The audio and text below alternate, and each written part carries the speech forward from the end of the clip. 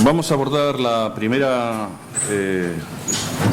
exposición del día de hoy, que va a ser relativa al riesgo de contagio por exposición a agentes biológicos,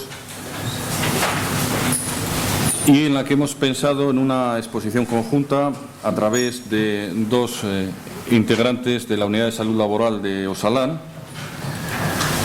que son Aitor Guisasola e Idoia López Echaniz. Sin más, pues...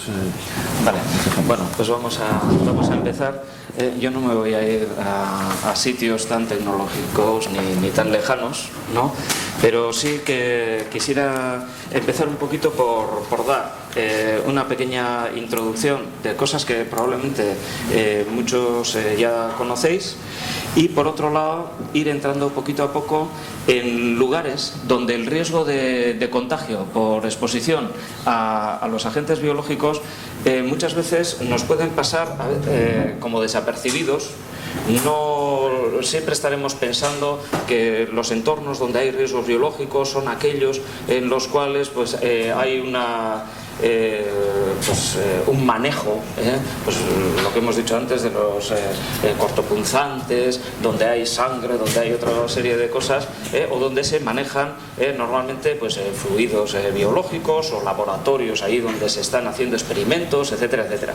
Pero el concepto del riesgo biológico es un concepto muchísimo más amplio, y nos vamos a ir dando cuenta desde que en todo momento estamos en relación con estos microorganismos, y que esto en un momento determinado, y no siempre, hay que evaluar y hay que conocer dónde podemos encontrarnos.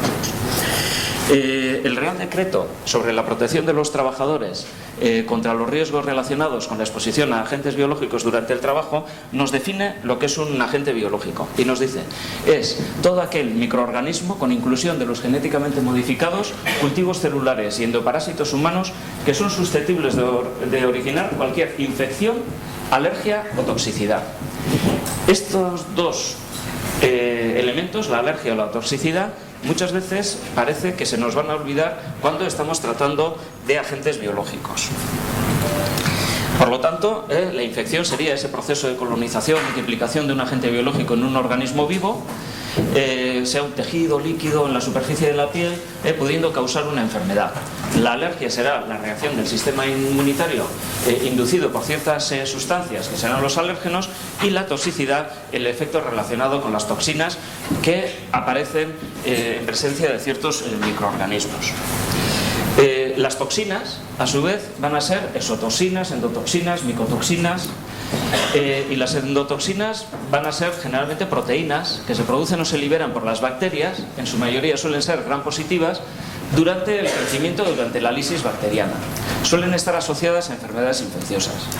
Las endotoxinas son componentes de la pared celular de las bacterias gram negativas que suelen pasar al ambiente durante la división celular o tras la muerte de las bacterias.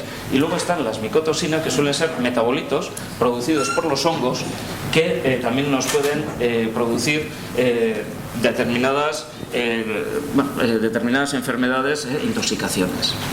Los microorganismos en realidad están por todos los sitios. Están de forma natural en el medio ambiente, en el propio interior de nuestro organismo.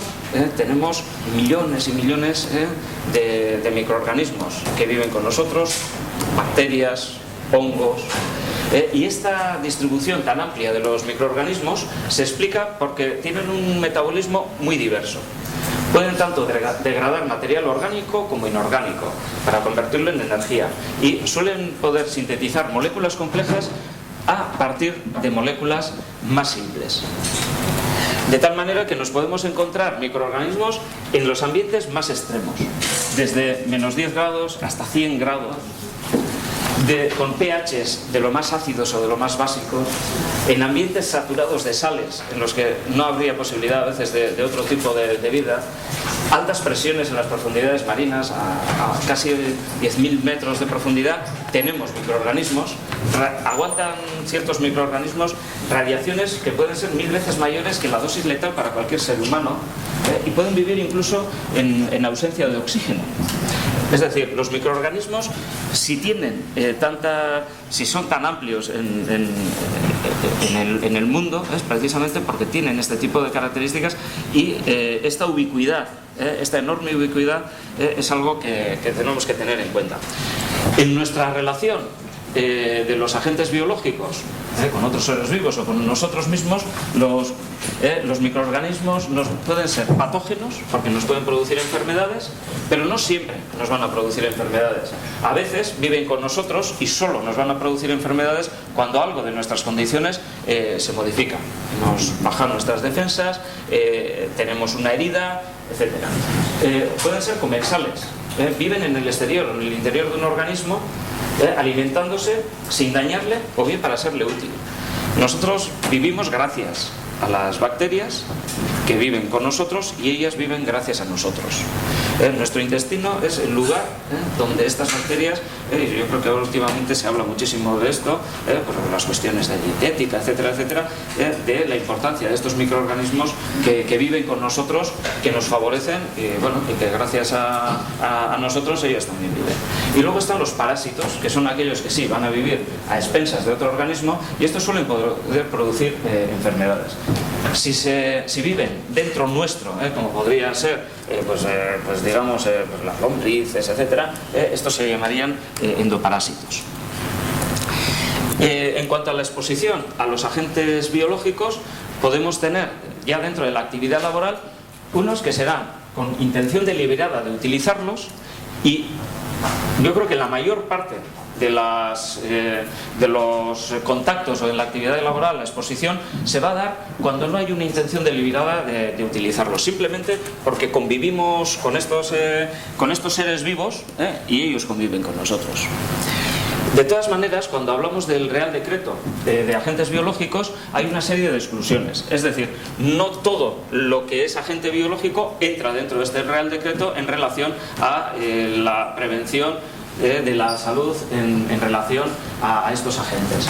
Entonces, las exposiciones que no se derivan de una actividad laboral, por ejemplo, el contagio de una infección respiratoria entre compañeros, resfriado, gripe, etcétera, esto no es algo que entre dentro del ámbito del Real Decreto de protección de la salud de los trabajadores por la exposición a agentes biológicos. Los ectoparásitos, los ácaros, los piojos, insectos, organismos superiores como animales, plantas o productos o restos procedentes de los mismos, tales como puede ser el polen, el polvo de madera, proteínas que están en la orina, en la saliva, tampoco entran dentro del ámbito de protección de este Real Decreto. Y las sustancias producidas por agentes biológicos solo tendrán consideración de agentes biológicos cuando los microorganismos que las originan también están presentes, y su propagación o reproducción sea posible. ¿Esto qué quiere decir? Que si yo tengo una endotoxina con la que estoy trabajando purificada en un laboratorio, este será un agente químico y se tratará como agente químico y entrará dentro del ámbito de la protección de los trabajadores frente a los agentes químicos, mientras que el uso de unos hongos que producen unas micotoxinas, esas toxinas o esa intoxicación secundaria que puede producirse ahí entra dentro del ámbito del Real Decreto de agentes biológicos. Esto no es un agente biológico, pero viene pronto. Queda poco ya. Bueno, en todo caso, los grupos de riesgo están definidos por el Real Decreto como agentes biológicos del grupo 1, 2, 3 y 4. De tal manera que se clasifican en función del riesgo de infección que producen. Es decir, el 1 será poco probable que cause enfermedad, el 2 puede causar enfermedad y constituir un peligro para los trabajadores, el 3 una enfermedad grave y constituir un serio peligro, y el 4 provoca una enfermedad grave y constituye un serio peligro. Y de acuerdo también con este riesgo infeccioso estaría también el riesgo de propagación a la colectividad. Si se puede propagar, si es probable, más probable, o si el riesgo es elevado. Y luego la posibilidad o no de que haya un tratamiento o una profilaxis para ello. De tal manera que los agentes biológicos que no suelen causar enfermedad por infección se suelen considerar incluidos en el grupo 1. Pero mucho cuidado, porque el grupo 1, aunque no cause infección, los agentes biológicos que pueden estar en este grupo, no por estar en el grupo 1 hay que dejar de tenerlos en cuenta, evaluarlos y sobre todo prevenir. ¿Por qué? Porque estos pueden causar alergias, toxicidad y hasta cáncer. Es decir, que no nos podemos quedar solamente con esta clasificación del 1 al 4 en función de la infecciosidad, sino que algo que tenemos que tener muy en cuenta es que aquellos que estén en el grupo 1, cuidado, pueden tener otros efectos que hay que tener muy en cuenta, como pueden ser los efectos cancerígenos. Bien, una vez de que sabemos que podemos estar ante agentes biológicos, habrá que ver si existen, si hay que evaluarlos, porque si tenemos unas condiciones en las que no es necesario evaluar, no es necesario evaluar. Luego lo veremos un poquito. Y luego la evaluación de riesgos debe determinar la naturaleza, el grado y la duración de la exposición. Y cuando se trate de exposición a varias categorías de agentes biológicos, los riesgos se basarán en el peligro, la evaluación se basará en el peligro que supongan todos los presentes. A esto es a lo que íbamos. Es decir, lo primero que haremos siempre será identificar si existe un agente biológico. Si este agente biológico se puede evitar, se evita. No es necesario evaluarlo. El hecho de que exista, de que se identifique, no hace necesario evaluarlo, porque nos ha llegado a pasar de ir a alguna empresa y una oficina de 2 personas, donde no había absolutamente más que un ordenador y papeles, tenían un riesgo moderado de legionelosis. Todo porque resulta que debían de tener aire acondicionado, ¿no? Vamos a ver, hay cosas que muchas veces por esa defensiva de hacer en las evaluaciones de riesgo se llega realmente, como en este caso, al esperpento, ¿no? Entonces, si se puede evitar, no es necesario. Se elimina, se controla y no es necesario evaluar. Hay que evaluar cuando no se puede evitar. Y en este caso, lo que hemos dicho, según la actividad, el grado y duración, y por las consecuencias, estableceremos el nivel de riesgo. ¿Y cómo? Pues cuando tenemos unas actividades con intención deliberada de utilizar agentes biológicos, pues en este caso la evaluación de riesgos va a ser muy similar a la que se haría en cualquier caso cuando estemos hablando de agentes químicos. Sin embargo, el problema suele estar precisamente en esta mayoría de actividades donde no hay intención deliberada de utilizar agentes biológicos, y a ver cómo podemos evaluar esto.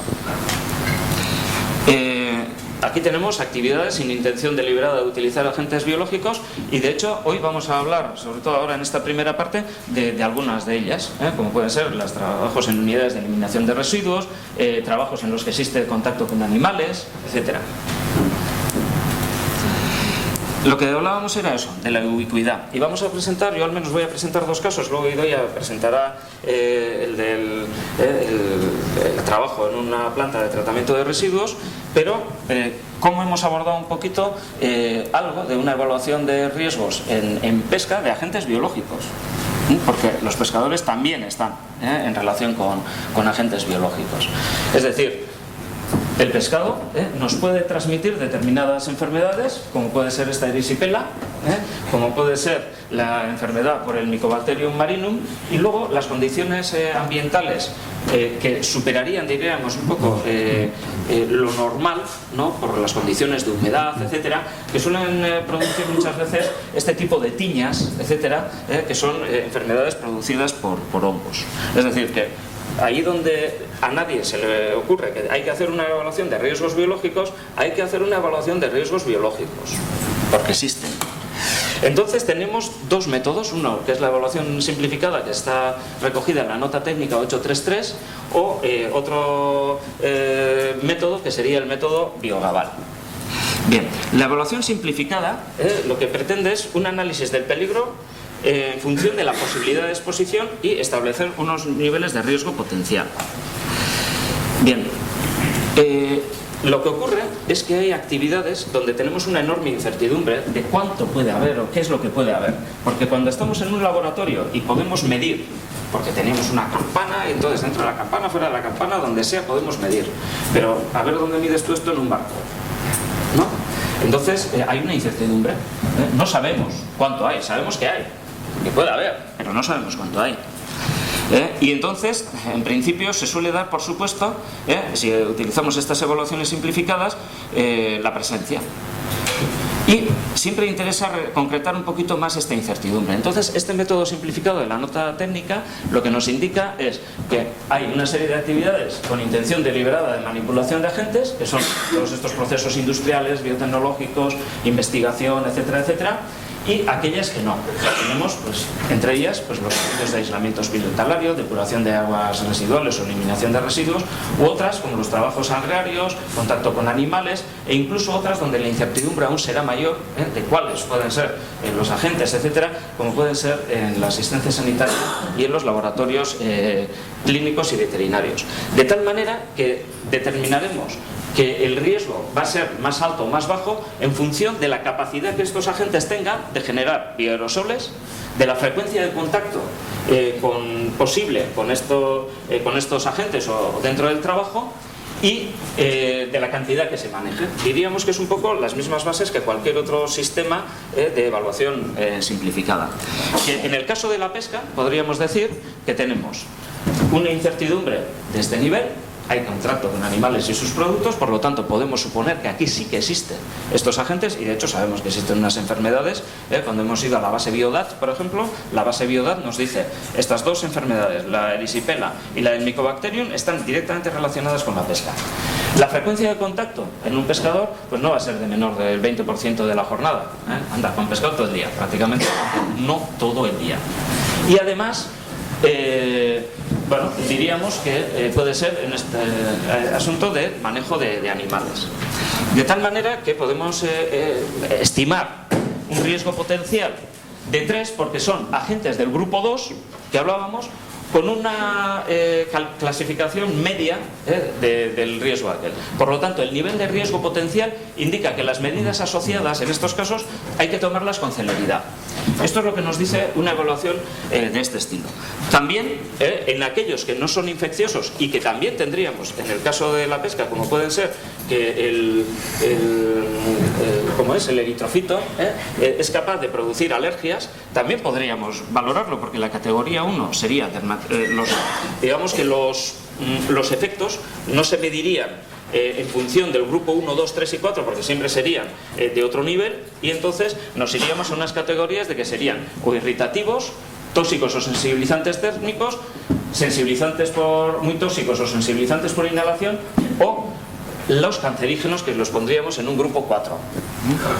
De tal manera que en este caso concreto de la pesca podríamos evaluar que, teniendo en cuenta que el contacto sería aquel contacto que decíamos medio, más del 75% de la jornada, etcétera, con posibilidad de producir alergias a nivel cutáneo, con lo cual el nivel de riesgo de estos agentes no infecciosos podría estar en un nivel 2. También teníamos, como decíamos, el método Biogabal. Entonces, bueno, el método Biogabal principalmente se va a basar aquí en una clasificación de daño, cuál es la vía de transmisión, la tasa de incidencia del año anterior, vacunación, frecuencia de realización de las tareas de riesgo. Es decir, puede ser más fina la evaluación simplificada que se pueda dar a través del método Biogabal, pero necesitaremos tener más datos y probablemente vamos a poder hacer una evaluación mucho más certera y más cercana a la realidad. De tal manera que estas son las tablas que suele utilizar Biogabal en clasificación de daños, si son con secuelas, sin secuelas, la incidencia que ha tenido esa enfermedad del año anterior, la frecuencia de tareas de riesgo, si hay trabajadores vacunados. Es decir, está teniendo en cuenta ya otra serie de cuestiones que no tenían en cuenta el método simplificado de la nota técnica.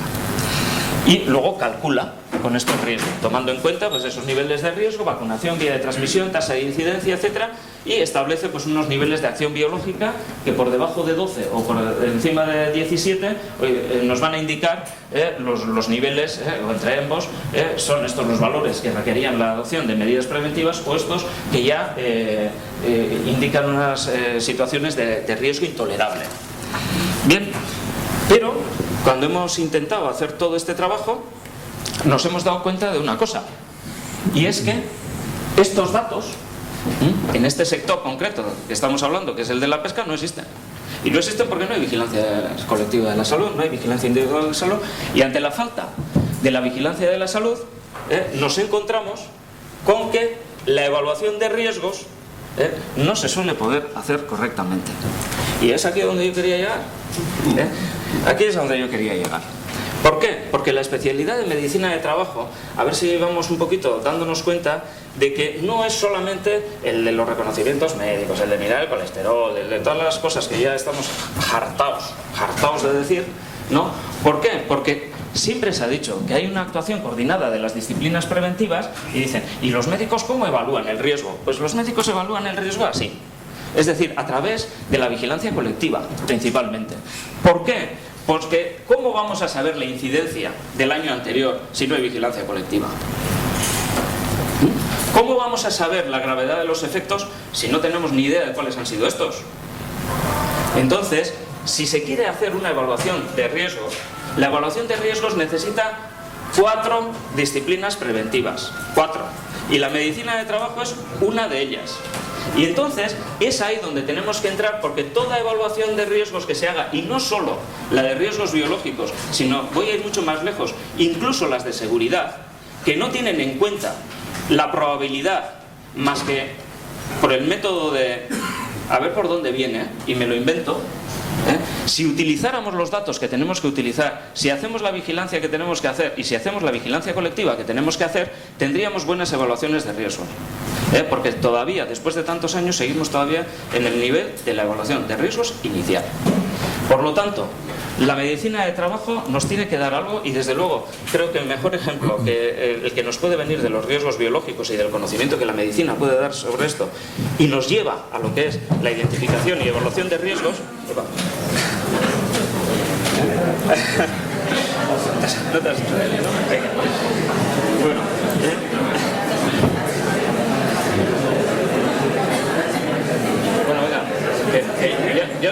yo os habéis relajado de la bronca, venga.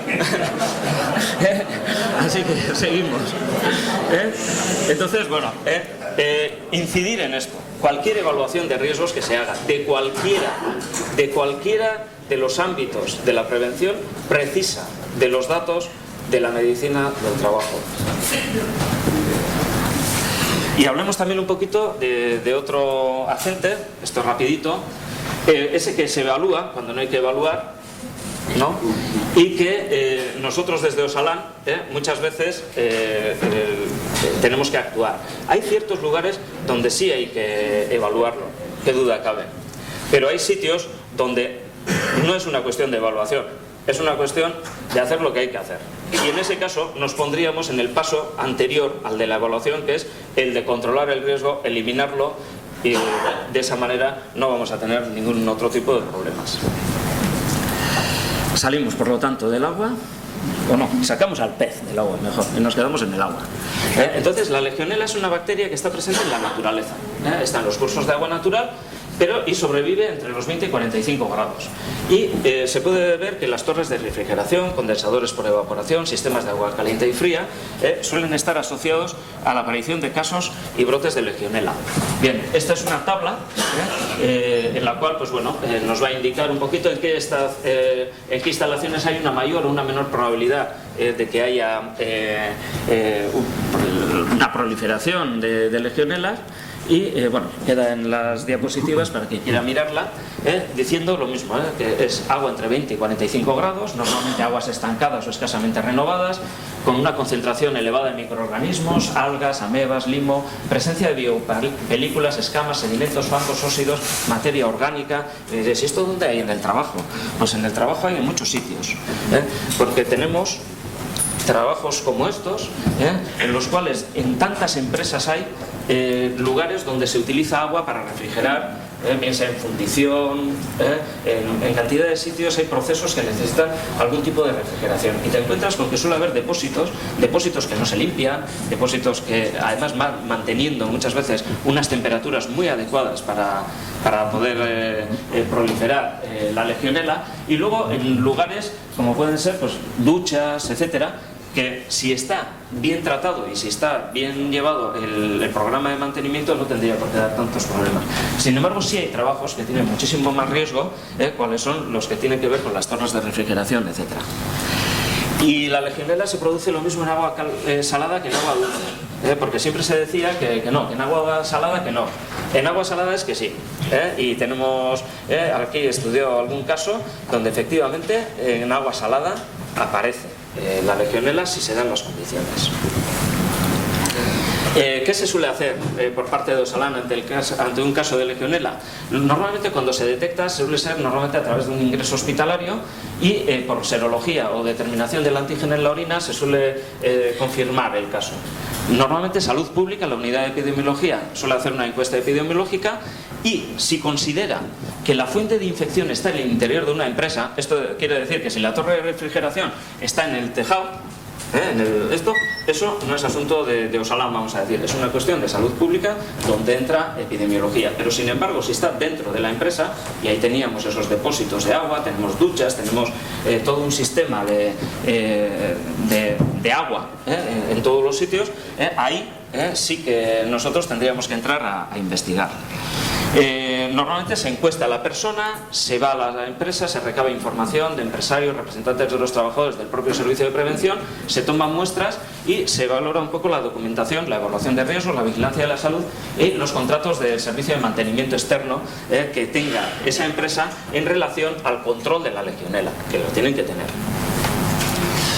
La casuística que tenemos desde el año 2004 es que se han investigado por parte de Osalan 56 casos, de los cuales 6 han dado positivo dentro de las empresas. Es decir, hay casos dentro de las empresas, hay que tenerlo en cuenta y, sobre todo, lo más importante, hay que tener en cuenta que el que tiene una instalación de agua tiene la obligación de cuidarla y de mantenerla adecuadamente. Cuando ya una instalación está afectada, se limpia y se pide la limpieza y desinfección, puede ser que requiera reformas estructurales o incluso se puede llegar a paralizar la instalación de forma total o parcial. Y cuando ya las instalaciones afectadas, lo que se suele hacer es que se ha desinfectado, se suele ir a los 15 días para volver a tomar muestras para ver que efectivamente el tratamiento de desinfección ha sido adecuado y normalmente los edificios que en algún momento se han asociado a brotes normalmente suelen tener un seguimiento especial y continuado. Es decir, que ahora voy un poquito ya más deprisa, pero bueno, estamos rodeados de vida. Y de la misma manera que la vida nos da vida, la vida nos la quita. Las infecciones, las epidemias han sido pues, tantas veces el factor de muerte de tantas personas, pero precisamente eso es también lo que nos da la vida.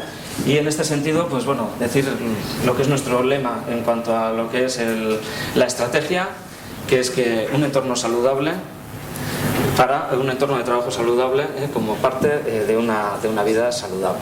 Es que ricasco.